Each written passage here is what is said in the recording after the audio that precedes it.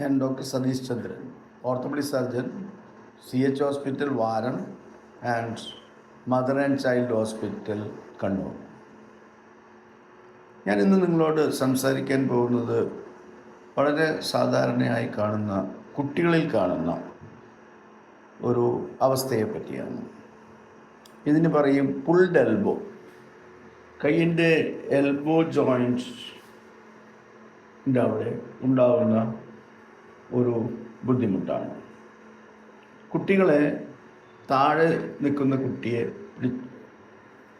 കൈ ഇങ്ങനെ സ്ട്രെയിറ്റായിട്ട് വലിക്കുകയോ താഴെ നിന്ന് എടുക്കുവാനോ മറ്റോ വലിക്കുകയോ വട്ടപ്പാലം കിടക്കുകയോ മറ്റോ ചെയ്താൽ ഉണ്ടാവുന്ന ഒരു പ്രശ്നമാണ്. 1 വയസ്സിനും 4 വയസ്സിനും ഇടയിലുള്ള കുട്ടികൾക്കാണ് ഇത് സംഭവിക്കുക. അവരുടെ കയ്യിലുള്ള 2 ബോൺ, അൾന റേഡിയസ്, പിന്നെ ഹ്യൂമറസ് മോൾഡ്. ഇതിൽ റേഡിയസിൻ്റെ അപ്പർ എൻഡ്, റേഡിയൽ ഹെഡ് എന്ന് പറയും, അത് ഡെവലപ്ഡ് ആയിട്ടില്ല. അതുകൊണ്ട് വലിക്കുമ്പോൾ ആ ഹെഡ് താഴേക്ക് കിറച്ച് അതിൻ്റെ ലിഗമെൻറ്റിൽ നിന്ന്, ആനുലാർ ലിഗമെൻറ്റ്, അതിൻ്റെ ഉള്ളിൽ നിന്ന് പുറത്തു വരും താഴേക്ക്.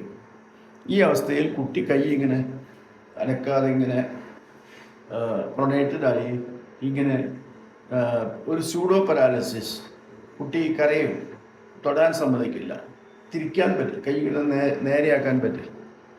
ഈ അവസ്ഥയിലായിരിക്കും കുട്ടിയെ കൊണ്ടുവരിക. അപ്പോൾ പാരൻസ് വളരെ വറീഡായിരിക്കും. അവരാദ്യമായിട്ടായിരിക്കും ഇത് കാണുന്നത്.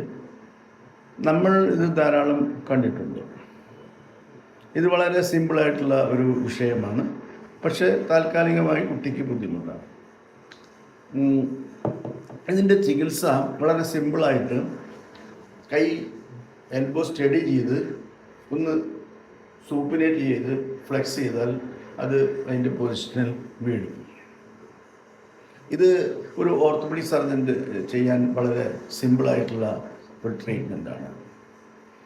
പ്രധാനമായിട്ട് പാരൻസ് മനസ്സിലാക്കേണ്ടത്, ഒരു 4 വയസ്സിൽ താഴെയുള്ള കുട്ടിയെ വട്ടപ്പാലം കറക്കുകയോ കയ്യിൽ പിടിച്ച് തൂക്കിയെടുക്കുകയോ ചെയ്യരുത്. തനിയെ ഈ കുട്ടിക്ക് ഈ അവസ്ഥ വരുവാൻ സാധ്യത വളരെ കുറവാണ്. ബ്രിട്ടൻ പോലെയുള്ള രാജ്യങ്ങളിലൊക്കെ നേഴ്സ് മെയ്ഡ്സ് എൽബോ എന്നും ഈ കണ്ടീഷന് പറയും. കുട്ടികളെ നോക്കുന്നത് നേഴ്സ് മെയ്ഡ്സ്, അവരിൽ നിന്ന് ഇങ്ങനെയുള്ള അനുഭവം കുട്ടികളിൽ ഉണ്ടാകുന്നത് കൊണ്ടാണ് അങ്ങനെ ഒരു പേര് വന്നത്. നന്ദി, നമസ്കാരം.